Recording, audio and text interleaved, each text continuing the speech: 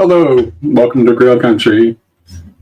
This stream was Sarah Eve's idea, but unfortunately she's not feeling well today and will not be able to join us.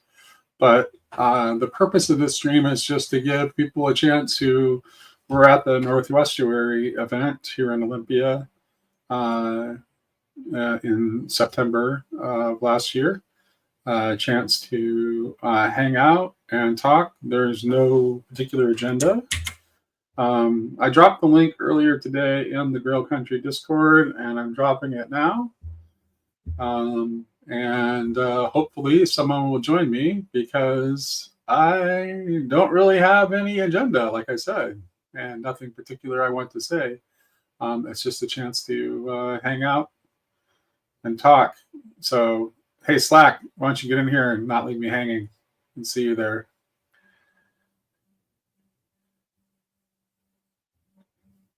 Ryan, Graham, someone. All right. Well, let's see here.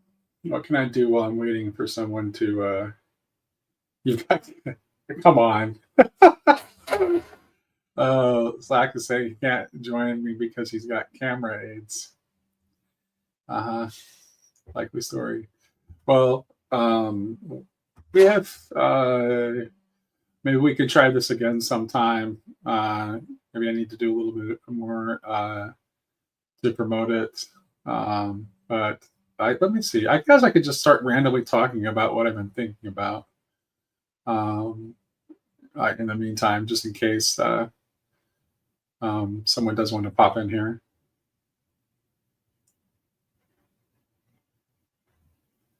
Graham was asking if I even have Midwestuary branding loaded. I don't do branding, Graham. It's like that's not a thing that I do.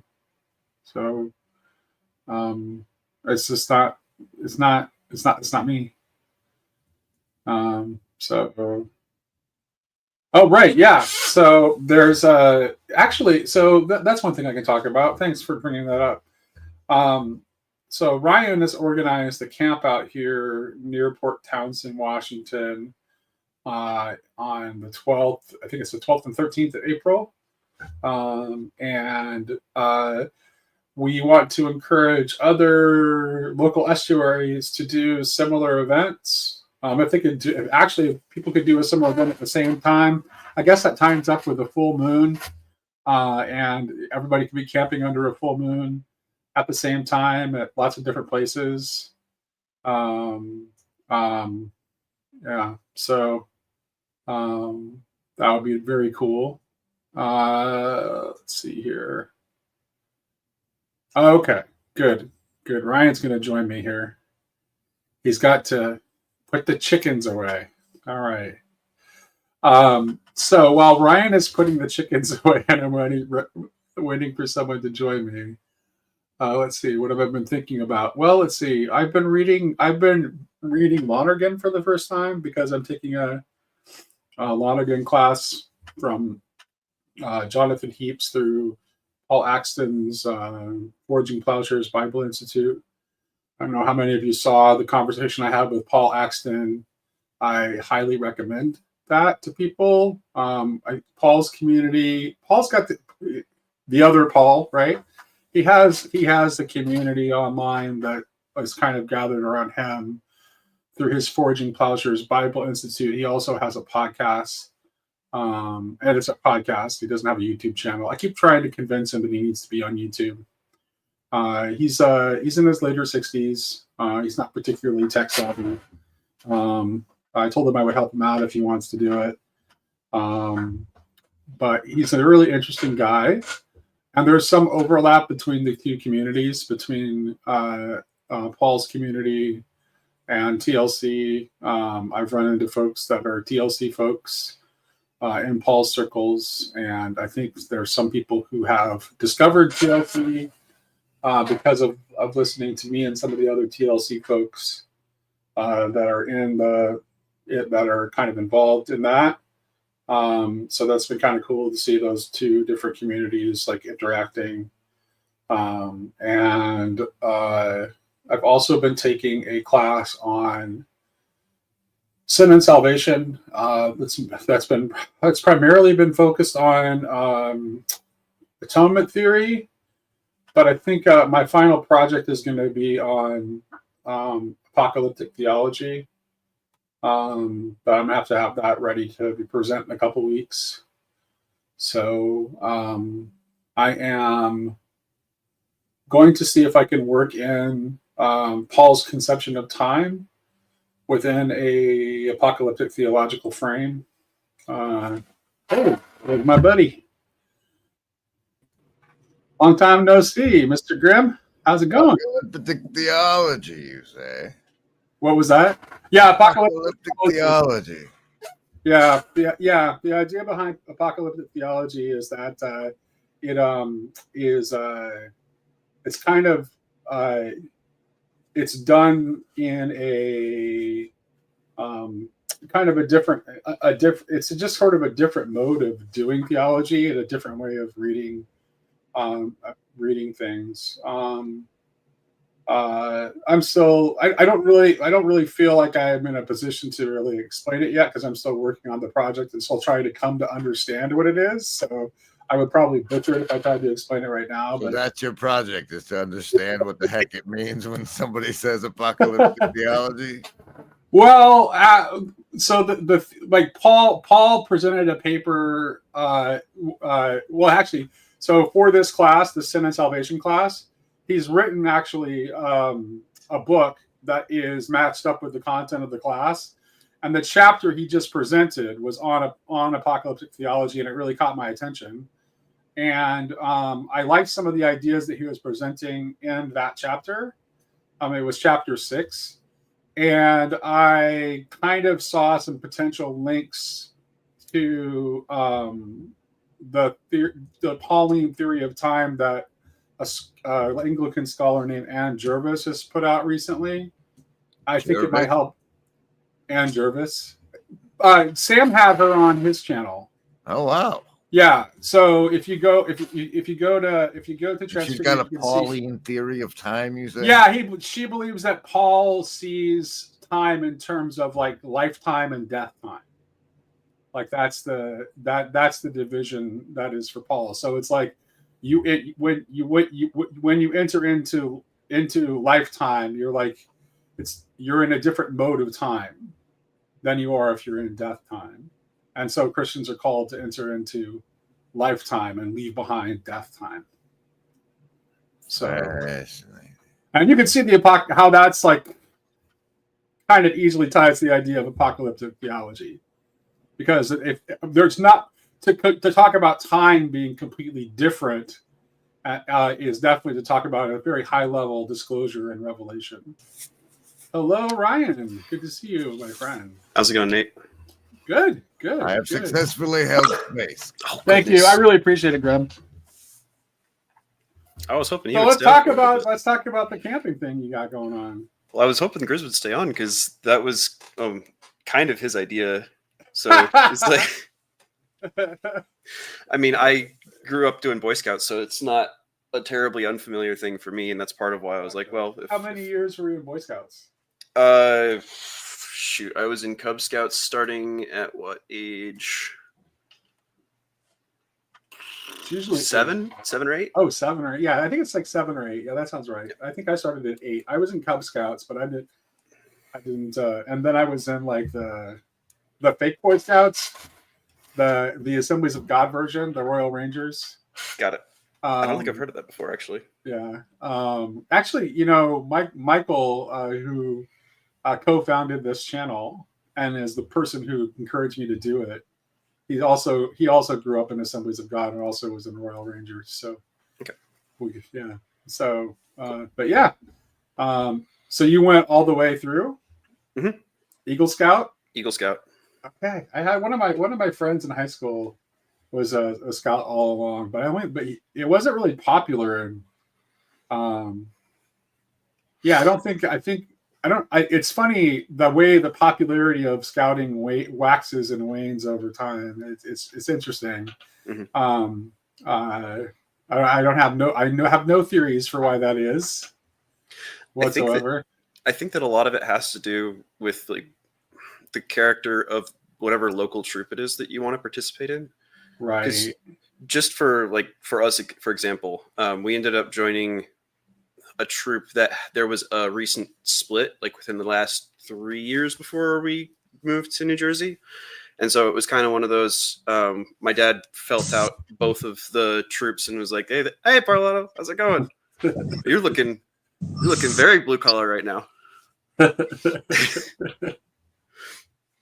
But, and so I don't know exactly what it was that his judgment said we should join the one troop over the other initially. I think that he ended up making the right decision just based off of what the leadership decisions were from each troop, and then also the kinds of boys that we were hanging out with. But it was a really interesting group of guys. Like most of the scouts that I was with, they were outdoorsy guys, but they were also like really nerdy.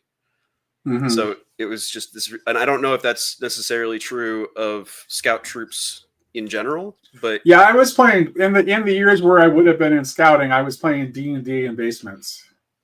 Yep. Of my friend's house. So till like really absurd hours of the morning. I could remember like being like, I don't know, I must have been like 14 and like being up until like 4 a.m. Playing D&D and then coming back into my I was raised by my grandparents for a lot of my childhood, coming back into my grandparents' apartment and just sleeping on the couch so I wouldn't wake them. So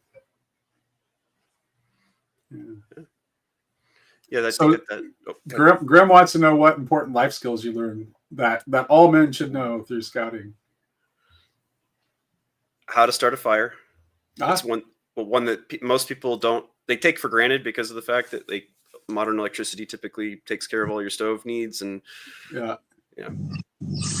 How to cooperate. Yes. How to cooperate, especially one of the names that I've heard used for Boy Scouts is Leadership Laboratory. And it's a really sort of low risk place for folks to get some of that initial leadership experience. Rather than getting thrown into the deep end without having anything to lean on, you have a bunch of people who are, if not your friends, at least friendly with you. And then you can work with them in a way that and you're not going to stay in the leadership position for the entire time that you're there. It's kind of, you rotate in, you are the leader for a little while, and then you rotate back into the group. And so it's that kind of interplay tends to have better results, I think, as far as getting people's psyche geared towards servant leadership, especially. Very cool. Very cool. Now you're making me sorry I didn't stick with scouting longer. You probably had a similar developmental experience as playing D&D, if I had to guess. So I wouldn't. Yeah. Maybe less of the outdoorsy stuff, but still like the interpersonal stuff. Yeah. My outdoorsy stuff when I was that age was I was. It's funny. A lot of people are surprised. Some people know this. Like Paul knows. I think Paul knows. I'm like a crazy obsessive sports fan. I'm not just a nerd. And so I would pick up basketball, pick up softball, pick up baseball, touch football, like whenever I got the opportunity to play a sport, I was always playing sports, and like some sort of like poorly organized, just guys hanging out kind of way. And some of the same guys I played D&D with, we played D&D, but we'd also play basketball. It's invaluable as goes, our little community. We love talking about embodiment. Everything you just said, man. I mean, I guess you could just say just the active lifestyle. To be more general, but yeah, it really helps you explore what that embodiment really is all about. And kind of remind you of that ground. So Matt, why are they calling you Spider Bite Parlato in the chat? Yeah, what's that? I gotta know the story there. Because I took the worst spider bite of my life at Northwestuary. And then I ran I ran 7.5 miles the next morning because I didn't realize, I didn't think it was bad. And then I had to like catch a red eye flight and then drive across Texas. And before you know it, I was like down 2.5 weeks, 3 weeks Yeah, maybe. we actually have some pretty nasty. People don't realize it, but we actually have some pretty nasty spiders here in the Pacific Well, I Northwest. got to experience another cool part of like, I guess probably like a West Coast living or whatever. Is like they have like this digital subsidized healthcare like communication. I was on the phone with a nurse at night. Like I was, Yeah, there was a night there where I was, very worried, about like neck, what is it? Deterioration of the necrosis. skin. Necrosis. Yeah, necrosis. necrosis. Yeah. There definitely are spiders that can give you necrosis from the bite. Yeah. Yeah. And Wow. I don't know if it was just a nasty one or a regular one that I just made every wrong move. Oh, yeah. Yeah. It could be either way. Yeah. A lot of sitting at the conference. I literally ran and sweat on it the first morning because it didn't cognize. I was like, that's just like, just a little bump, I'll be fine. And then, like I said, I kind of had to jump through a bunch of hurdles in my personal life right at the end of that. Because I went to Santa Barbara the week before for my brother's wedding. I had a pretty long little run there. And then I had to jump through hoops to tie it all together at the end. And before you know it, when I got back, it was a monster. Hmm. Yeah. I do. Yeah. I totally forgot. I do remember you actually telling me about it. But I had totally forgotten. So, yeah, that's right. Grim's got a great memory there. It goes to what the last piece to the story is. So it got so bad where I finally had to get medical help and get it lanced and literally tended to. And these scam artists, they tried to set me up for a follow-up to like remove all the packing and stuff. Like they packed me, and it was going to cost, I'm just running off a pay out of pocket kind of healthcare. And so Right. they were going to charge me basically the same exact. So I ended up just doing the final procedure myself in the shower. I felt like Rambo or something. It was so good.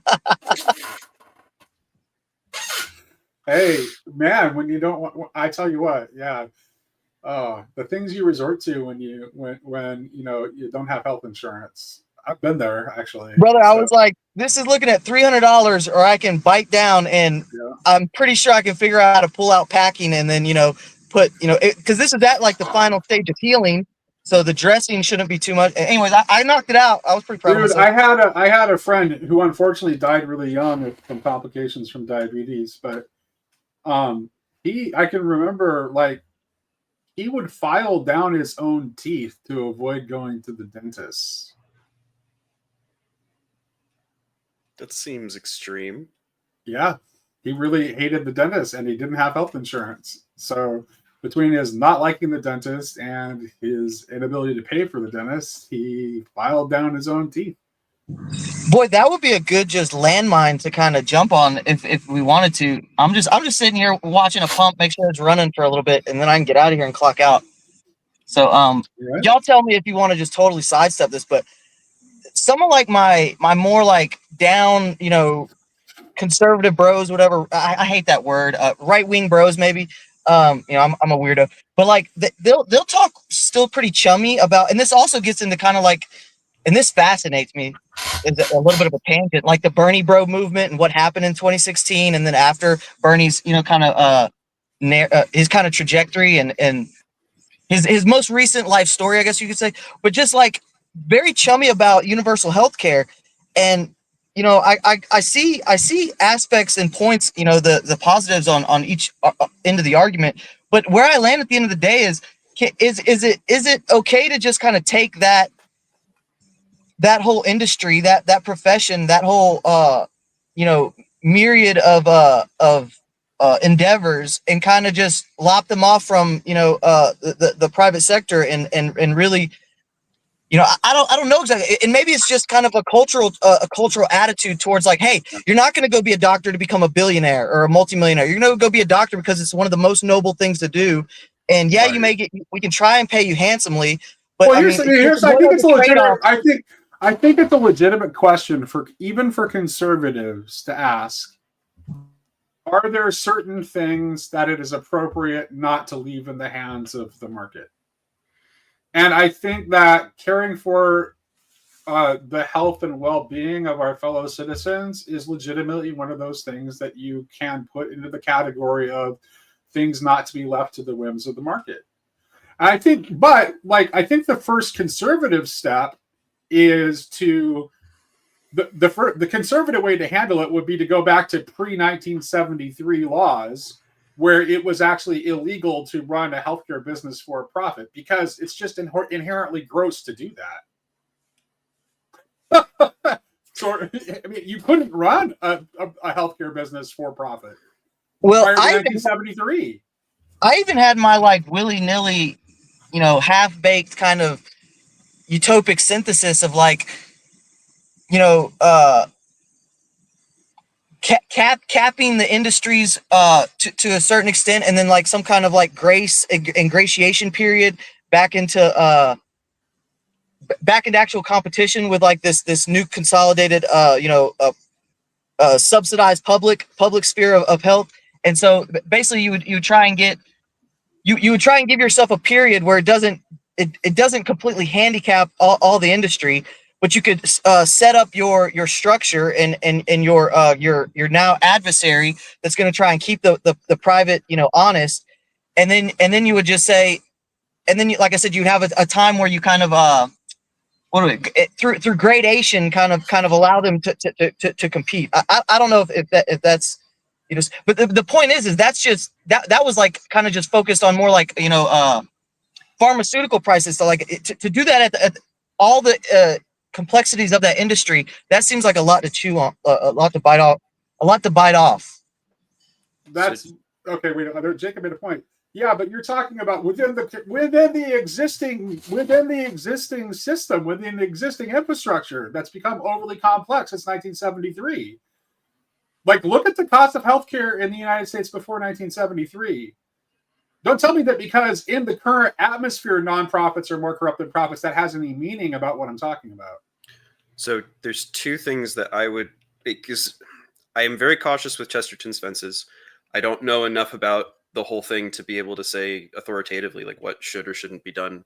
But two things that I would like to see, and then just see what happens, because it seems like a lot of the issues are a consequence of sort of middlemen getting in the way and causing a lot of the cost increase problems and a lot of the service problems, where you have like United Healthcare saying what healthcare you can and can't get.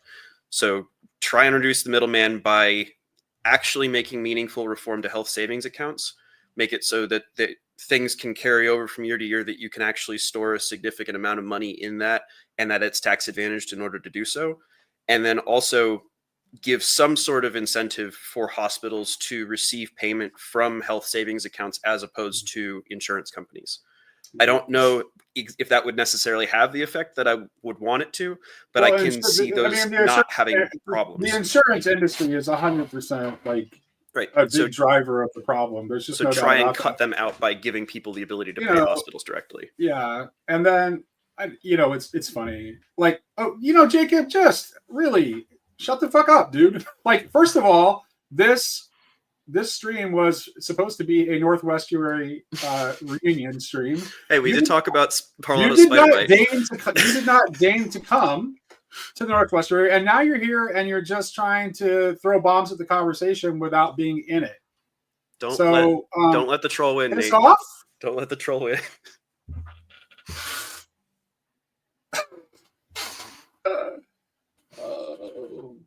Whatever. Especially if he's going to say, "Are you trying to give me an aneurysm?" without articulating what exactly it is that's giving the aneurysm. That's okay. Okay, dude. Like, I'd be happy to. I would actually like to hear. That doesn't actually make us anybody think that you're arguing in good faith here. Well, the thing that I would have a question for is there a reason why giving people because the way that health savings accounts work from right now, from what I understand of them, they're not very well tooled to do what I would like to see happen. And I know that there's probably going to be a lot of lobbying against any sort of change like that because of the amount of power, influence, and money that insurance companies have over the legislative process. But if that change did happen, I would be curious to see what the effects on the market it would be. And like, if Jacob wants to articulate like why that wouldn't work or what problems that No, would because cause, I don't want this stream then to turn into just okay, like that's fair. another random argument about something that like I had no I didn't come into this is supposed to be a low key. Well, then let's stop. Okay, let's just cut it. Let's just cut it and go at back to Northwestuary. Northwestuary. And I don't want to turn it into some heated debate about healthcare reform. Like, no interest in that. Okay. So I don't really care whether it was fireworks or bombs. It's just the point is that for this stream, for the kind of stream this was, it was monumentally inappropriate. Fair enough. Let's get back to talking Northwestuary then, because that was an incredible event, and I'm really glad that you coordinate that and put it on. And it was originally just supposed to be like Grizz's birthday bash, and then it just turned into something else, or well, I think Matthew was talking about his. I mean, it came out of legitimately Northwestuary related stuff, right? Yep. Of the fact that Matthew got this terrible spider bite while he was there, and then his struggles navigating the healthcare system. Matthew, you did not throw a grenade. It was 100% legitimate discussion. Oh, hey. Hello, Joy. I know. So first of all, I happen to know that Joy helped. Was definitely played a part in suggesting this stream because she conspired with my wife. So. She really wanted to be here, but she's really not feeling well today, unfortunately. Yeah. We hope to see you soon, though. Yeah, absolutely. I'll be in Chicago. She told me to make sure that the place we got for Chicago was big enough that you could come and hang out with us. And I did that. I followed instructions. Thank you. I mean, one of the biggest reasons why I was able to attend Northwestuary, being that it was so such an extensive pilgrimage, was because your hospitality allowed that to unfold for me. And consequently, everything fell in place. It was just undeniable. I had to take the venture because it was made so easy for me, especially in my circumstance. So yeah, that set a precedent for me. My first experience in person with everybody here, my family, really, you guys are. Well, Joy, I just first of all, you were one of the bright lights at the conference that made people have a good experience there. Because I heard so many people who interacted with you talking about just how appropriately named you are, Joy. Your parents named you well because you do radiate joy, and you make people feel good just by being around. So thank you for being there and warming us all with your presence. Thank you for being able to hold that. And it was such a pleasure to be able to see you and Sherry also meet for the first time. That was so cool. That was really great. Yeah, it was definitely. I was cutting brisket, and the next minute I know I got Sherry crying happy tears. It's a great moment. Yeah.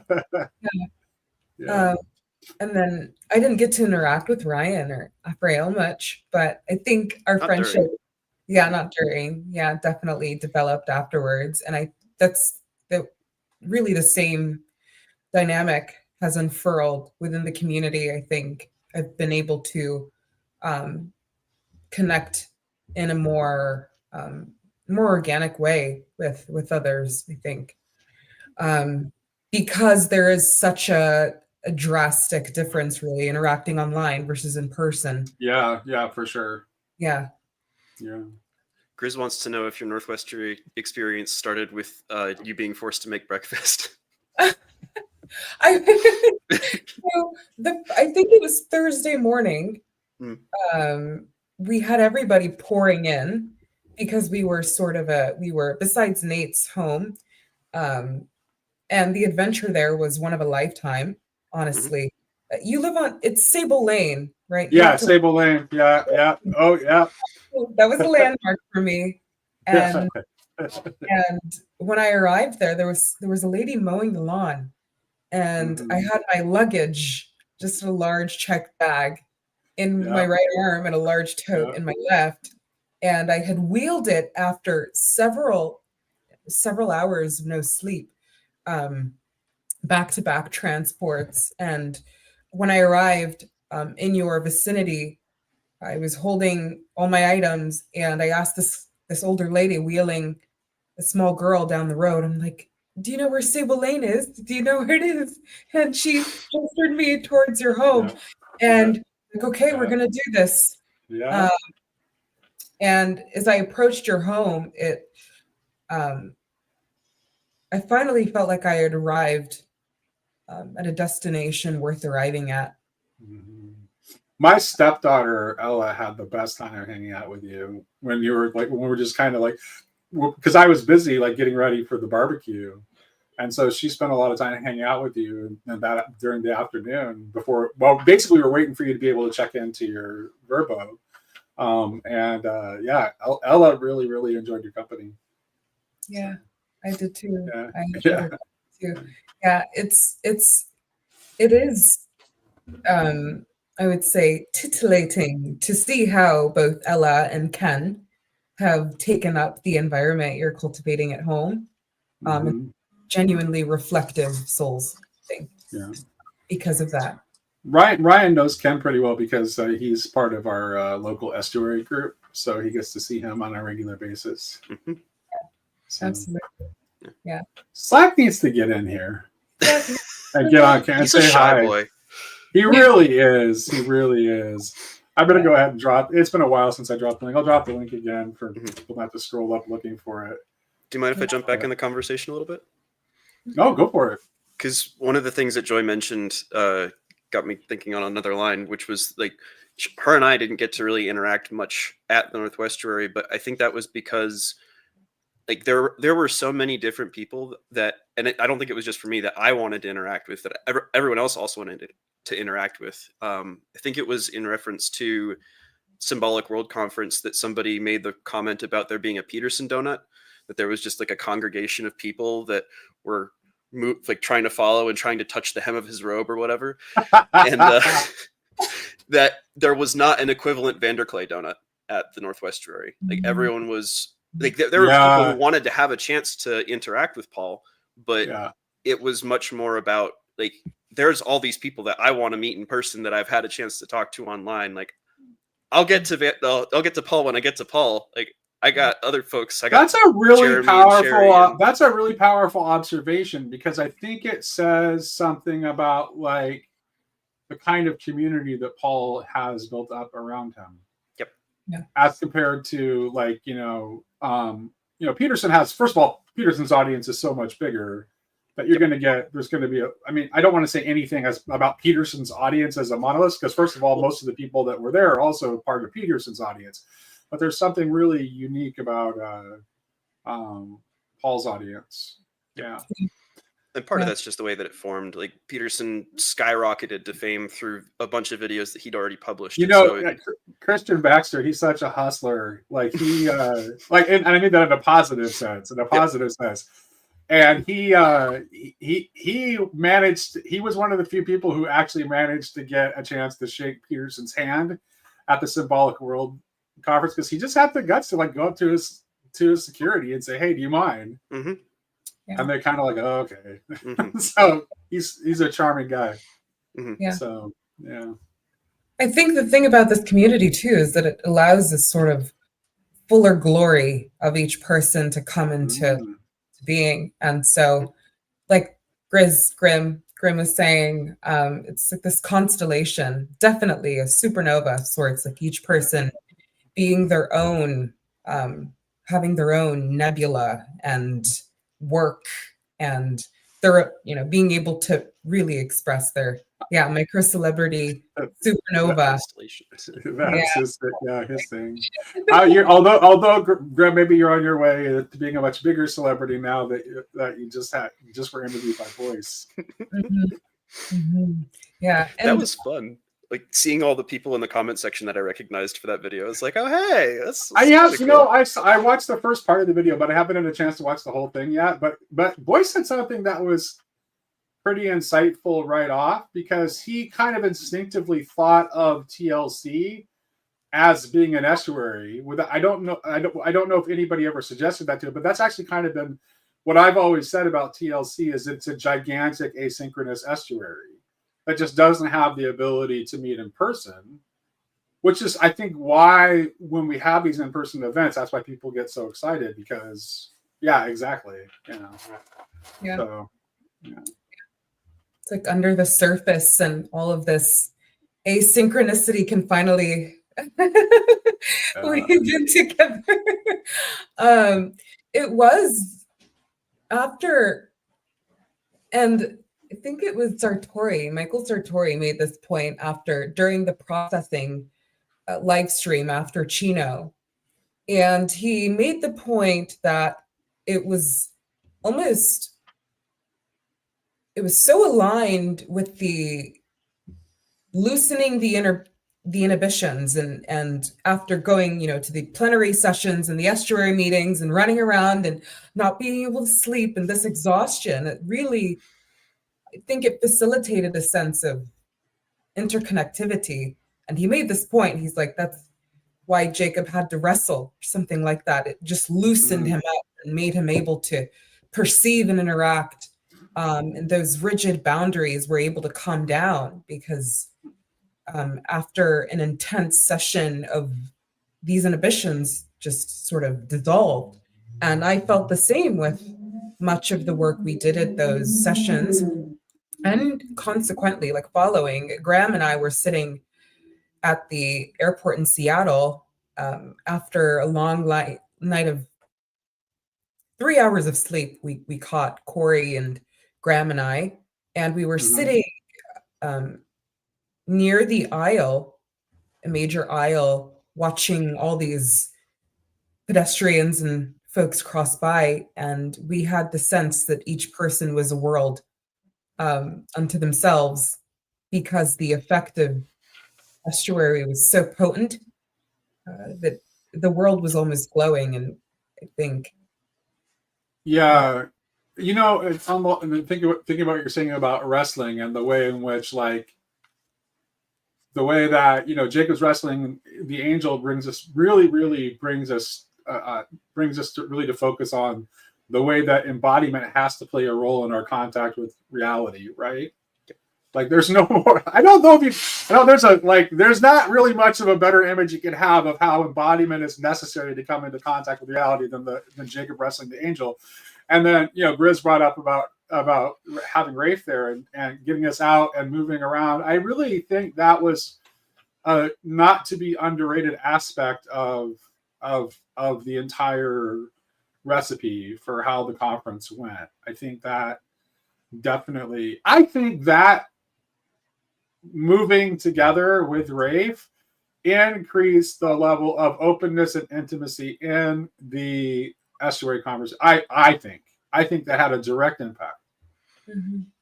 Well, also getting to play like physical games with one another. That was a really fun part right. of it. Exactly. Yeah. It's just a building more familiarity too. So yeah, it was just really great. Definitely. Yeah. And yeah. Hey, Jesse. Kairos moment. Yeah. Yeah. There's another. Yeah. It really was. It was really great. So.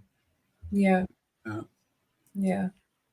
And he's also doing some good work processing over on Substack. If you've been able to watch one of that, yeah. Okay.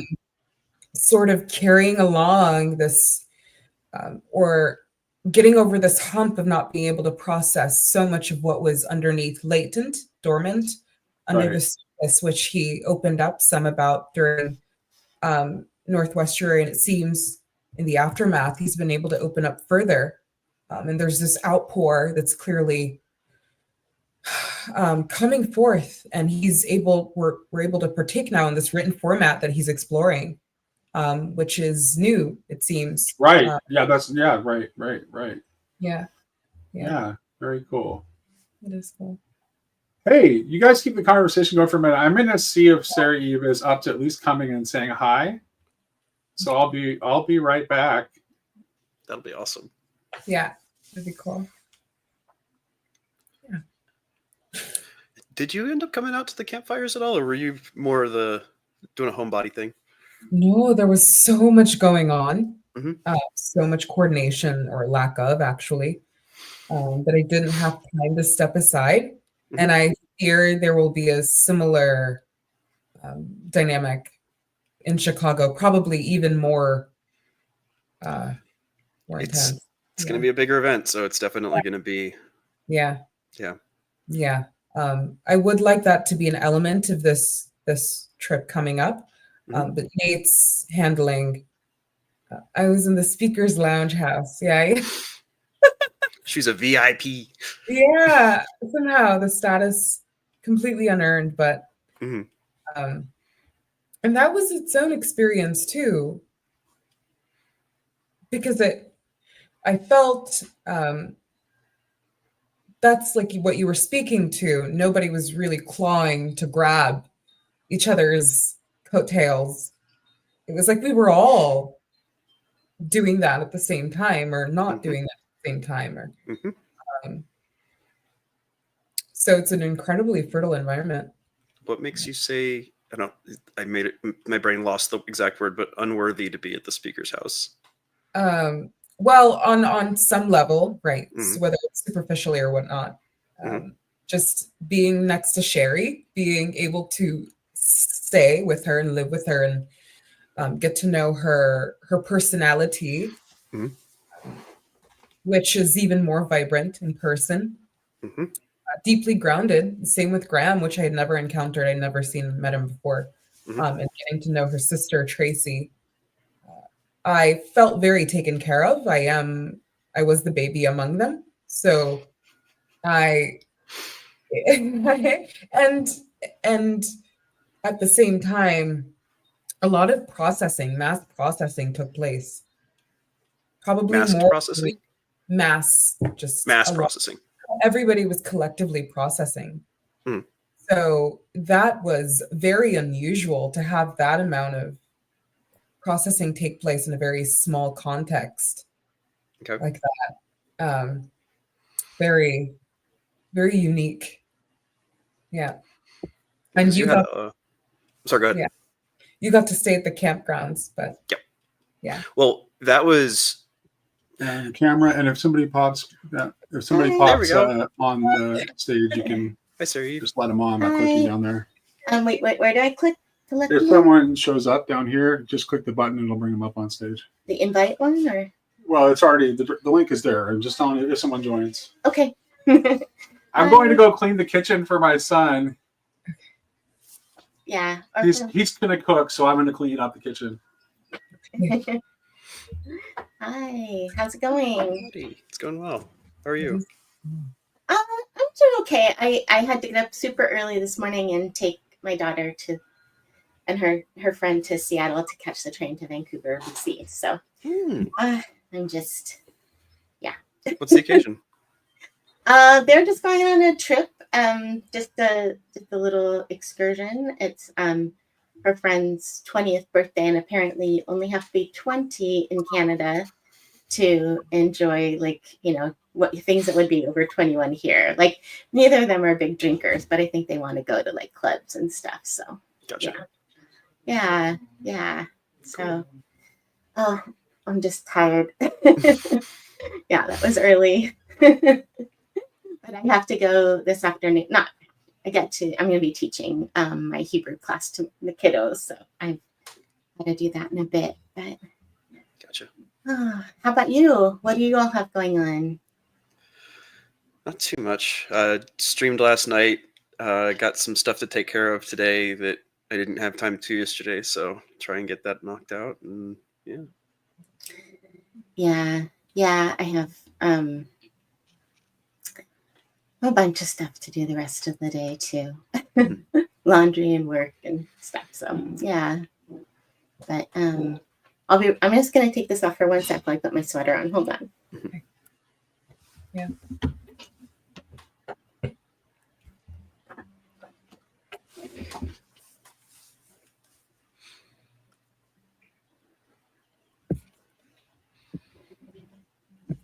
Good. So what was your biggest takeaway from Northwestuary? Mine or Joy's? Yours, because we've been talking about it for a little bit. I felt like this. I felt myself in a way that I hadn't felt in a long time, like just open. And I just am more that way than I usually had been, or just it felt like a time away from time, like. Mhm.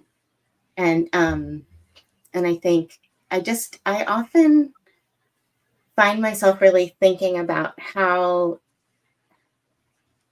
to let other people know that even if we're not like super duper connected, I care about them, like that my care doesn't just live within this really small sphere, but it goes bigger. And so that felt like an opportunity to get to do that. So that was nice too. Yeah, what else? I don't know, just seeing how vulnerable Nathan was. And I felt like that really, because I had some thoughts about like, well, like wishing his cancer had been diagnosed earlier, those sorts of things. But then it was like, no, this was really an important thing. And we got to do this because of where he was in that process. Like if we'd known more earlier, we might have like not, I don't know, it would have been different. So this was, and now that we're kind of on the other side of things going pretty well, and thank God, that it just is like, oh yeah, I'm really glad that this felt really important for him, for everybody who was there. It was like, yeah, and for me too. Yeah. But yeah, it's interesting. Like I think sometimes we don't know like how important something's going to be beforehand, and then it ends up being really important. So yeah. Into that. Mm-hmm. And you were the one who arranged the catering stuff, right? Well, I'm friends with the caterer. Okay. I mean, yeah, they're friends of ours. Yeah, so I helped with that. Just Thank you. You're welcome. Very good food. I know they have they've since opened a restaurant in Olympia, and it's really good. It's really, really good. It's like, yeah, it's just amazing food. It's So we've gone there a couple of times, but and I was going to go someplace else, and I was like, and we're starting to have better restaurants in Olympia. We didn't have very many good restaurants for a while there, and but I'm like, okay, no, I just want to go to that one. So, are there Ryan? Are there pretty good restaurants up by you, or? Decent ones, yeah. There's a couple ones in Bremerton that we go to pretty regularly. So, yeah, I don't know, because I know COVID hit a lot of places really badly.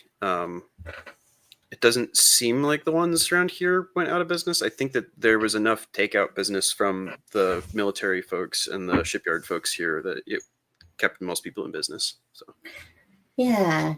I know. I was just realizing, like, I can't believe 2020 was 5 years ago. Like, how? Yep. Yeah. Wow. I know. What were you doing at the beginning of 2020? Where were you in your? I was getting out of the Army and trying to find a job, and that made things very challenging. Yeah. So. Yeah. We were I just feel like with Nathan, like we've been very fortunate about timings of things, because we'd gotten engaged in like a Christmas time in 2018. And we were like, oh, we'll get married not that summer, but the summer after. And I'm like, why wait? Let's get married this summer. So we got married 2019, and it's like, okay, if we'd waited, we would not have been able to have. Nope. And it was a very informal wedding, but it was a lot of people, and we just like invited everybody, and So it was nice because it wasn't fancy, so we could do that, and it wasn't expensive to do that. That's good. Good timing, Yeah, especially. yeah. That's Yeah. What about you, Joy? Where were you at the beginning of 2020? High school. And we graduated actually. We had to leave.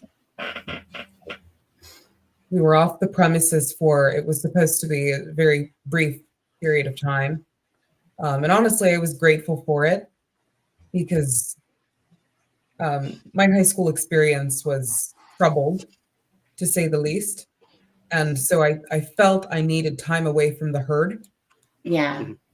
to cultivate stillness somehow. But 2 weeks was good. It was good. I needed the time off. 2 weeks, just 2 weeks, right? So, and then that was the rest of high school. Junior year, senior year was spent behind a screen. So, very formative period of time for me. And it sort of allowed me to get here anyway. I discovered the space during that time, really. So, yeah, Nathan too. That was like, yeah. I think it was like, you know, people really wanting to figure out,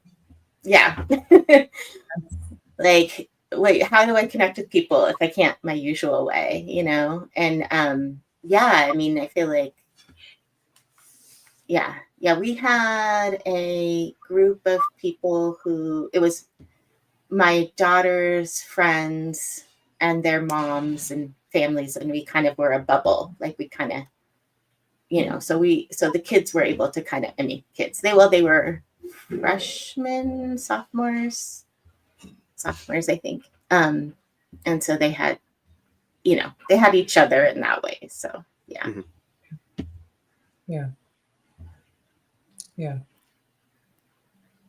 But Ella, like, just has said, it taught her that she does not learn well in that format. I mean, not a lot of people do, but yeah. And I think in many ways our culture is living in wake of that time and period in time. It's shaped so much of the way we interface with each other, the way we see, you know, quality time, how we spend quality time. So yeah, we're still living in wake of it, I think, and which is why meeting in person has such a sort of TNT effect. It really allows things to flourish because it is so, it's meaningful to meet in person. It is. Absolutely. Yeah. I think it also let people know that like there's an importance in making a deliberate effort to engage with other people and not just resting on your laurels and taking whatever social engagements come to you. That no, it's important to deliberately engage with the people that you're close to. Absolutely. I think, I know it's interesting the way that it impacted this really disruptive to learning at the synagogue, like how kids learned, but what was built kind of in when people started coming back was like better. It was like way more holistic in terms of like families coming together, like not, you know, it wasn't just like school was this like you know, thing that the kids went to and then didn't see each other, you know, outside of that. But it's like no more like coming to services. There's a really cool Jewish camp that's really close by. It's like 20 minutes away, and you know, having events there and just, you know, it's just really shifted things to make it less about like classroom learning and more experiential. And this cohort of young people who like have come up in that are so very attached to each other. It's very nice to see. Yeah. Yeah. Almost all of them have one parent who's Jewish and one parent who isn't. So it's really interesting to see, like, how do you create something that is meaningful without being isolationist, right? That's, yeah. Definitely. And I think I have some notes that I wrote. I was planning on writing like a novel after Northwestuary because the extent of the experiences were so Powerful. just right, very almost like something came out of the ocean and just some otherworldly thing. And I felt, in a sense, that experience redeemed what we were doing online. It's always redeeming itself, I think. I don't know if it redeemed it so much as it brought it to a culmination, because the stuff that's being done online is already good, but it's Right. not good enough. And like it is, but it's not. Like, I don't know. Yeah, right. A culmination, or it brought it into greater depth, like why we're doing this. Yep.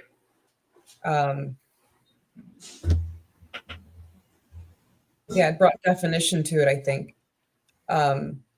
Because I think we always have questions concerning what we're doing here, and why we have our heads in virtual, these screens that are reflections, and it can feel very smoke and mirrors and illusory and whatnot. But upon meeting in person, it's very clear. It's very clear that we are touching each other. We're touching souls, and I felt that. That face-to-face, encountering face-to-face maxim was very appropriate because that's what we were doing. And a lot of things reconciled for me during that very brief period of time. 3 days is all it took, really, for me to really see the fruits and the underground, the underbelly of what the work that's being done in the space. And it's touching people in these deeply, priceless, and in ways that can't be quantified, aren't necessarily ineffable, though. We can speak to them. And Graham mentioned something about sending gifts beforehand, upon his reflection, and between Jacob and Esau. Thought that also, meeting online is a way to send these gifts of our the gifts of being across time to one another. Maybe not space, but definitely time, right? Space somehow. But yeah. Well, I think too, like, that's one of the lines that has been a constant refrain in my head, is that sending gifts ahead thing, especially in terms of like me doing the 30 minutes podcasts with Upcycle. The thing that's kind of been in my mind with that is like, okay, I need to make sure, like, even if the guest doesn't necessarily go and watch some of our episodes to kind of see what they're getting themselves into, I should be going and watching some of what they've been working on, so that way I can receive those gifts ahead and I can help tool the conversation to be more meaningful than it otherwise would be if I was just talking with a complete stranger. And like, normally that, like, if you go back 100 years, that's not really possible. Like, you can write letters to somebody for a little bit, but you're not necessarily getting a feel for what's their tone, what's their cadence, like how do they speak with other people, and then be able to kind of have an expectation going into the interaction of what that's going to be. And then it allows for a deepening of those initial interactions in such a way that I don't think was possible before. I think it's a good thing. I'm pretty sure it's a good thing. But Yeah. So it's not just sending gifts ahead of, like, to meet in person, but also just to meet online even. Yeah.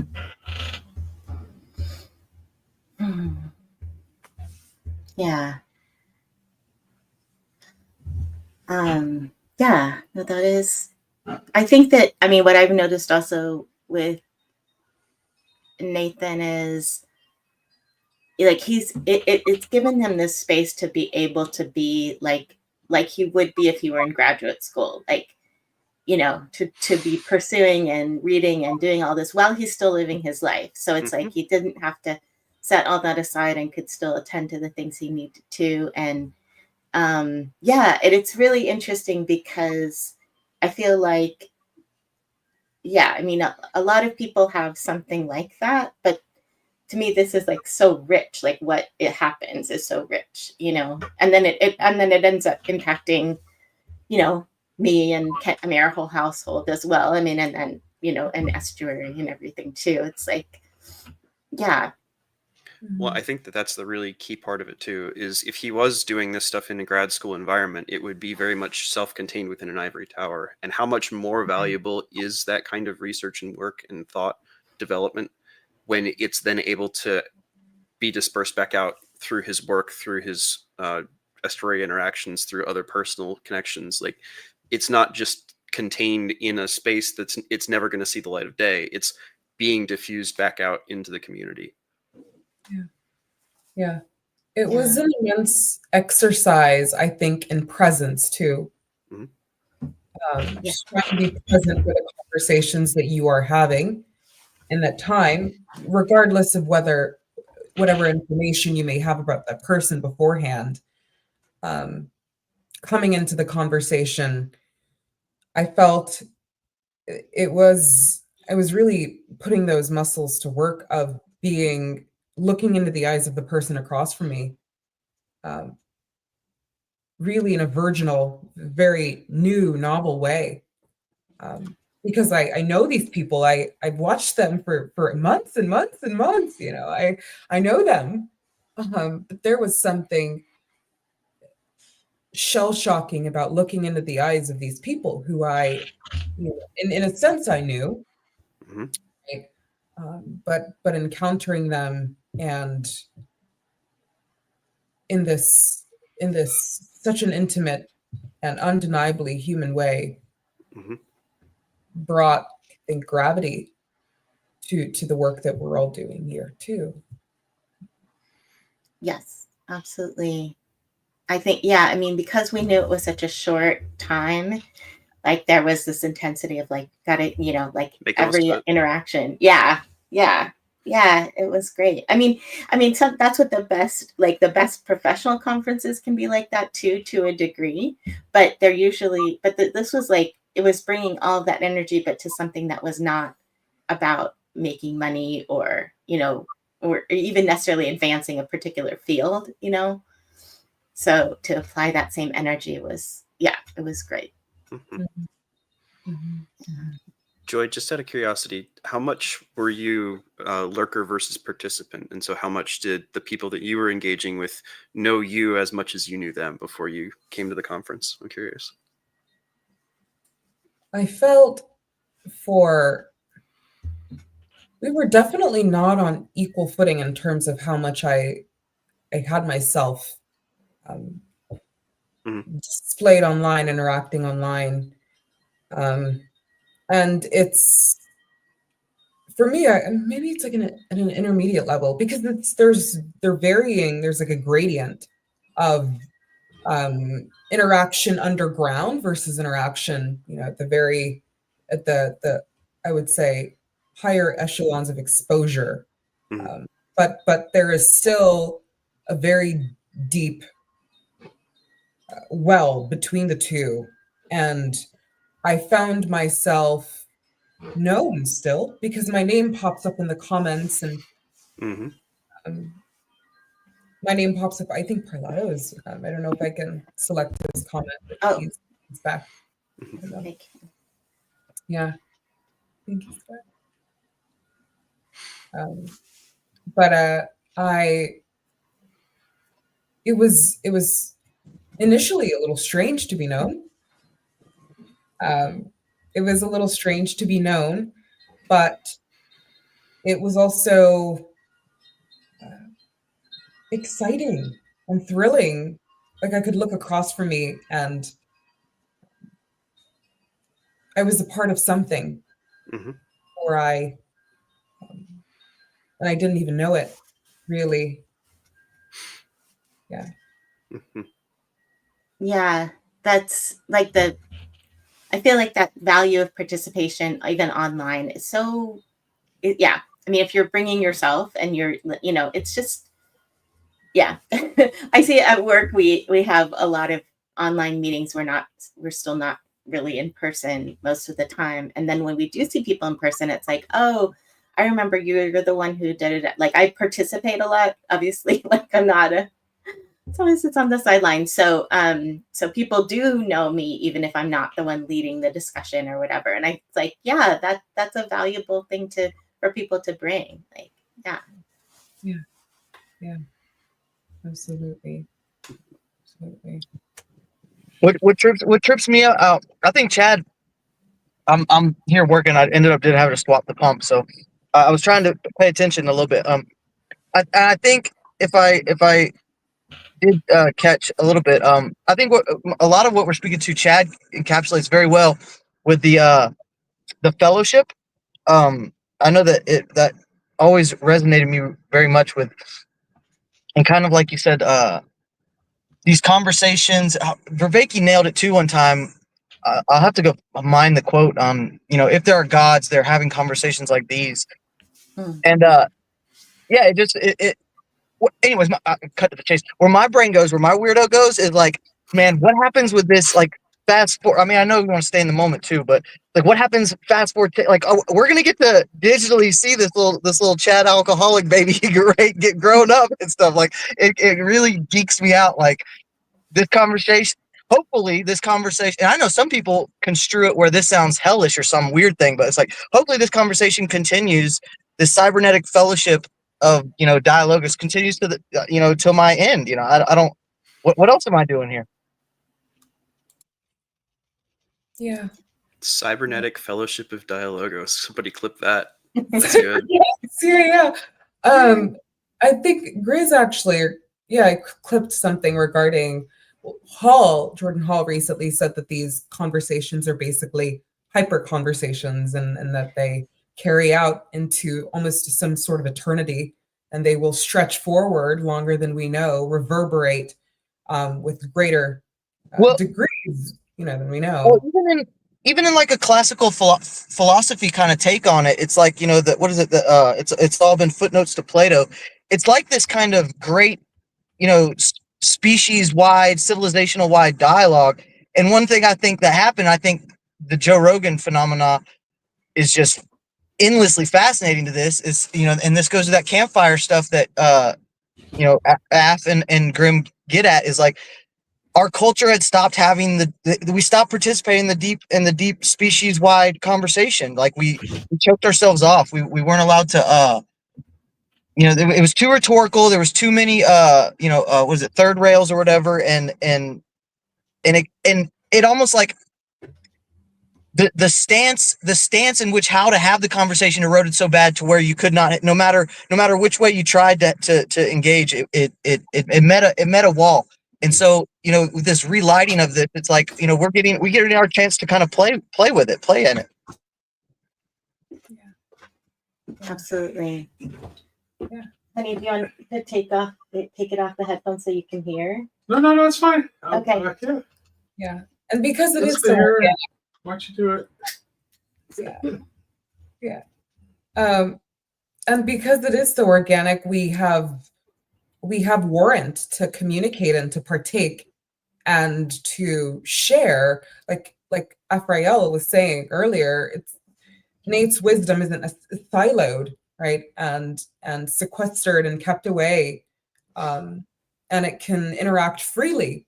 Like, I can have Nate's ideas bouncing around in my head, at any time, and play with these ideas and interact with them in ways that I probably wouldn't have been able to had we not lived on this plane of the digital sphere or interacting in these ways. So that's noteworthy.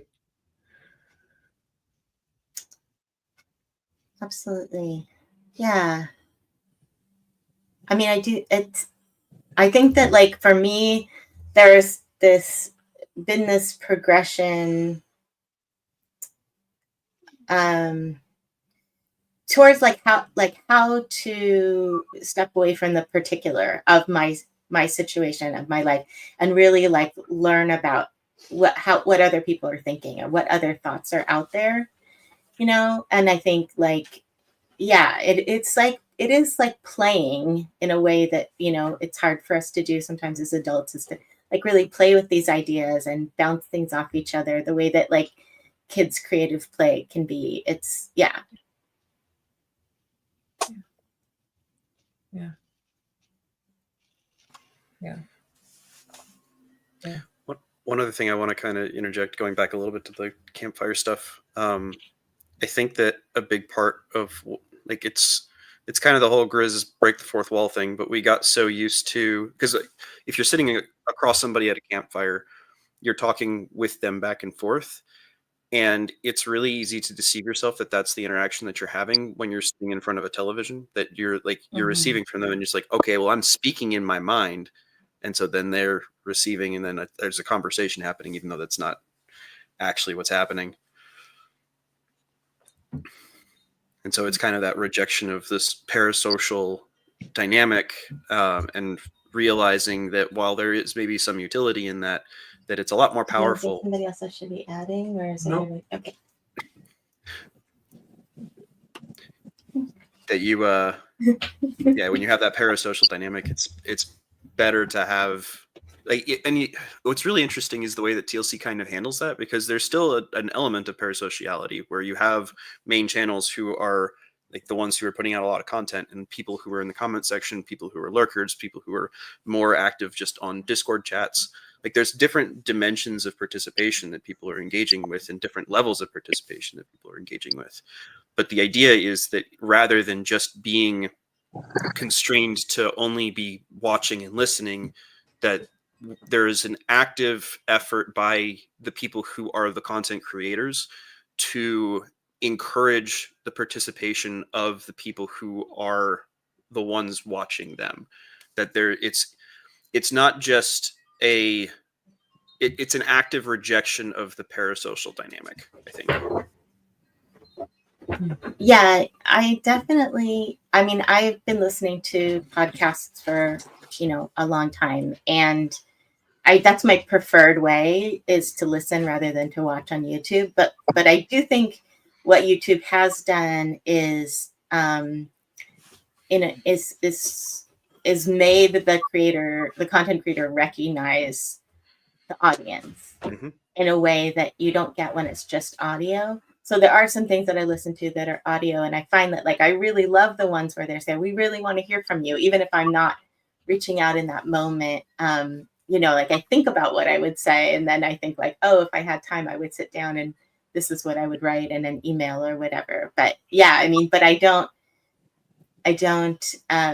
yeah, I find like the visual interaction to be, I don't know, taking up too much of my brain. Like I need more for myself somehow. But yes, but I do think it's had a really positive impact. It's yes, I agree. Slack, it is, but it's also I can't ignore it because I have ADHD. So that's the problem. I can't tune it out. Matthew, remind me, where do you live? I am living in West Texas, Midland, Texas. Okay, that's what I was remembering. That okay, yeah. We've had like 35 to 50 mile an hour winds here recently. It's been nuts. I had to go out into the field in one of it. It was so I this wind, like, because I'm from the south, so we have all this. We're gonna take a parlato left turn here. So I'm from the south, so we have this real humid air, and so, dude, it's a joke in my family how my dad would say water would cure anything. If you complain about anything, he would say drink more water. And then some of that just, you know, it just gets, you know, subconsciously burned in you. So I'm just always, if I have chapped lips, I'm like, man, I'm dehydrated. I'm dehydrated. So I drink like 3 gallons of water one day, and I wake up and my lips are horrible, and it's just the wind and the dry air out here. So I go to put on chapstick. to work, and then I have to go out in the field in like 50-mile-an-hour wind with the sun, and I go to like touch, and just this brown sludge comes off of my lip. Oh, wow. All the sand being sandblasted onto my chapstick lips just took this. I was just like, oh my gosh, this is really, really gross. But yes, I've been dealing with the Permian's wind here recently. If a flood comes in the next month, then it's been enough. It's been a gnarly couple months here for me with the cold and the wind and the. Oh, is it flood or frogs next? Yeah, right. Well, out here it's flash flood. It is interesting how different areas deal with different extreme weather, because I had a buddy who's from the hill country and like north of San Antonio, and he came and lived in Pensacola, and he would spaz when hurricanes came, and he was like, he just didn't understand like there's a culture, we throw hurricane parties and stuff. Like it's weird when you're in that, and then because weather's peculiar. We had like this weird flash flood, and he got to show us. He was like, "Oh, you guys don't know what the hell y'all are doing." he's like, "No, this is what you got. This is how you're supposed to handle it." So, yeah, don't try to drive through it. That's a bad idea. Unless you got one of those super, super, super tall trucks, and then. No, I have the worst possible vehicle. I have the tiniest Kia. So it's probably gonna upgrade this summer. You'll get me in like a SUV, something. Just put a snorkel on it. It'd be good. I get 45 miles to the gallon with it though, so it's really gonna be a heartbreak when I let her go. Yeah. Yes. That trade-off is hard. Nathan, what type of truck does Shane have that gets really good mileage? He's got it's a Chevy, but I don't remember which model it is. Yeah. Well, they made like a small Silverado recently, like as small Silverados I've seen, and that looks pretty nice. I mean, Honda's a great way to go. They're dabbling in trucks. Those CRVs and pilots are just fantastic. Look, I'm in mechanicing now. I'm having to learn a ton of this shit. But hey, to kind of steer this back a little bit because of my weird parallel left turn. What could some of the behind the scenes of Northwestuary say to? Have they been contacted by the next people behind their conferences, and what kind of like share, and without giving too much, obviously whatever's comfortable, or perhaps they're going their own separate way entirely. I'd be curious to hear something about that. I'm gonna go and say goodbye for now because I gotta go get ready to teach. But I'm so good to see you. I know I get to see Ryan. Yes, I'm gonna have Nathan answer that question. So perfectly teed up here. Might have to repeat it. I don't know if he had Bye. audio. Hey. Nathan, did you hear what I was kind of? No, I didn't hear it. I didn't hear anything because she had the audio on the headset, so I was just kind of chilling in the background. I knew she had to go pretty soon to go teach her Hebrew class, so I just figured I would let her just hang out until. You're fine. Yeah. You're fine. So basically, I'm just curious. How much would you be willing to share if there was any contact or any kind of communication and like idea sharing on how? Because I think well, I'll just speak for myself. I was very impressed with the format. I haven't been to a ton of these things, but right. I know this with my disposition and my goofiness. I could have complained a lot. Yeah, I can complain, and maybe it was just maybe I'm giving too much credit because it was overwhelming on just the people there were just so amazing. But I thought the structure was very, very, very pleasant, I guess would be a way to say it. Yeah. Well, thanks. What were you wanting? But what's the question though about even Southeastuary, they're even kind of like playing along with the naming and stuff. Like, is there going to be some trade off? Are they going to be, I imagine they'll experiment with a little bit of new stuff. Yeah, I think I can tell you a lot about Southeastuary because I have been helping to plan it. So I know pretty much everything there is to know about Southeastuary. I'm the one who really booked all the speakers. and I've been helping Dave to organize it. So that one, the interesting decision we made with Southeastuary, which is going to be October 16th through 19th in Lake Junealaska, North Carolina, it's at a resort in North Carolina. You would fly into the Asheville or drive, but Asheville is the nearest airport if you're flying in, and it's about 30 minutes from Asheville, if I recall. Yeah, I think it's like 30 minutes is what Dave said. So yeah, we're gonna have one of the things. The interesting thing about that is we decided to do something we haven't done yet at the Southeastuary conference. It's going to be very estuary forward, like mine was, and then for the parts that are on the conference stage, we decided that we were going to have dialogues instead of presentations / speeches. So we're going to pair people up into interested. Some of them might be more than two, but we're going to actually like put people together, and we're also going to have them like explore in advance of the event like what they want to talk about, so it can be a really deep, informed dialogue. And then we might have some that are spontaneous too, so that we kind of see the difference between what happens in a more spontaneous, less planned dialogue versus one where people have time to prepare. So I know like one of the dialogues that I know is going to happen that's going to be under one of the more prepared dialogues is that do you guys know Yosef Razin? Okay, yeah. So Yosef has been doing a deep dive into Chris Green's work. And so he's going to have a conversation with Chris Green, because Chris Green in his work often engages with Jewish thinkers. And so it's kind of a natural fit of somebody for Yosef to dialogue with. So I have no idea what direction they're going to take it, but I know it's going to be awesome. Chris had me give Yosef his phone number, so they're going to be communicating together well in advance. Jordan Hall is going to be coming to that one.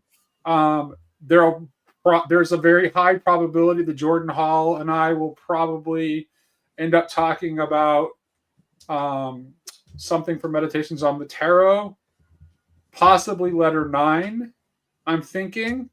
The other thing that I'm thinking about is that, so the theme is up in the air. I wanted to give, Yosef kind of got left out of the conversation about deciding on the theme. We were thinking about Even So Come, which is a title of a Bulgakov essay and also like from scripture. So that was the title we were thinking of. And that sort of has an apocalyptic register. So I gave Jordan Hall a copy of Emil Bach's Apocalypse of John, which we did a series about a long time ago on Grail Country. He's been reading it. He really likes it. So that's another thing I think we could possibly talk about. Jordan Daniel Wood's going to be there. I don't know who I'm going to pair him with yet on what he's going to talk about, but he'll be there. So we have Jordan Hall, Jordan Daniel Wood, Chris Green, Sherry, myself, Yosef, and I'm fingers crossed. Esther Meek reached out to me and kind of poked me a little bit through a DM because I had asked her if she would have a conversation, and she gave me a yes, but told me to reach out through email. And she was like, "Hey, I haven't got your email yet. You still want to talk?" And so I'm thinking about asking when I have that conversation with Esther. I'm thinking about approaching her, which was Dave's idea. Dave thought it would be nice to have. Well, the way Dave put it was it would be nice to not have it just be a sausage fest. So that he's the one who insisted that Sherry needed to come, and of course the meeting said, yes, of course Sherry should come if she's available. And then he also suggested he knew that I was planning on talking to Esther Meek. He's like, hey, you should ask her about coming to a little conference out in North Carolina. And so, but we can do, and I can keep adding people because we're doing dialogues, we can actually do more speakers. Mm-hmm. So yeah, if John Vervaeke hears this and wants to come to North Carolina, we probably don't have the budget to promise him as big an honorarium, But John Vervaeke talking about, letter 9 of Meditations on Matero with me and Jordan Hall would be pretty cool. So I'm just going to put that out there. Just speak it into the ether, see if it comes back. Yep. So yeah, that's that. And then Midwestuary they're doing their own thing. It's like they've got a lot of A-listers coming to that one. So they kind of need to, and they need it to be a bigger conference because it's to get a higher budget conference, which kind of makes sense because they're in a major urban area that's in the middle of the country that's pretty easy to get to. So it kind of makes sense to do a really big one there. And so it's going to be a much larger conference, probably 3 times this. Like our max capacity for the one in North Carolina is going to be 100. It'll be really cool setting though. It's going to be at a resort, like right on the lake. So it'll be, and the weather in North Carolina that time of year is actually like low 70s. So it'll be super nice. And then, but Chicago, the Midwestuary, I've had a conversation with Chad and with Sam about what they're planning on doing, and they are going to do quite a bit of estuary, but they're going to make it opt-in. They're going to make it opt-in, so they're having you, when you purchase your tickets, indicate whether you're interested in participating in estuary or not, and whether you'd be able to lead an estuary or not. And that's like just part of the questionnaire that they have you fill out when you purchase your ticket. And then they are going, I think that they talked about like encouraging some participation on behalf of their speakers, but that's kind of up in the air. I don't know. We'll see if that happens. They want to avoid any kind of VIPism. So they don't want to do like, hey, if you buy a VIP ticket, you could be in a estuary group with Jonathan Pajot or something like that.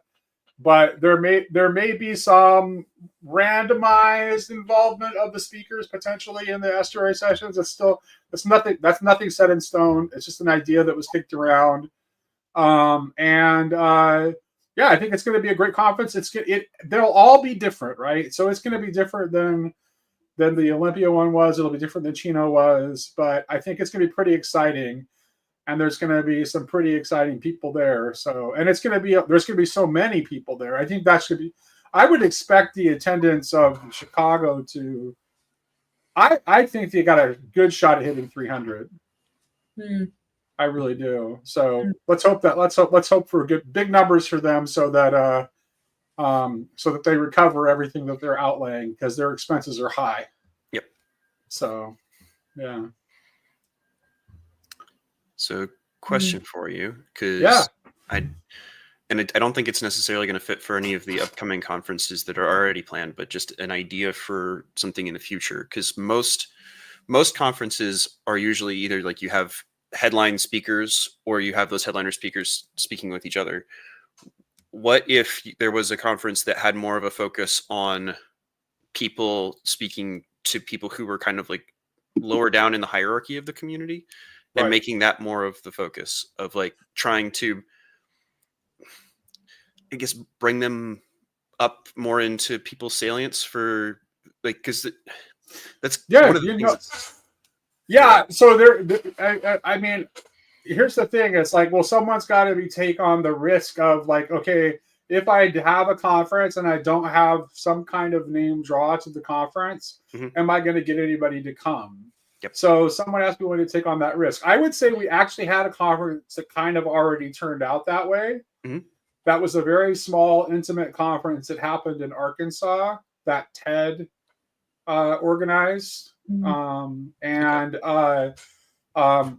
it was also unique in that it was very focused on poetry. So there was a lot of reading of poetry.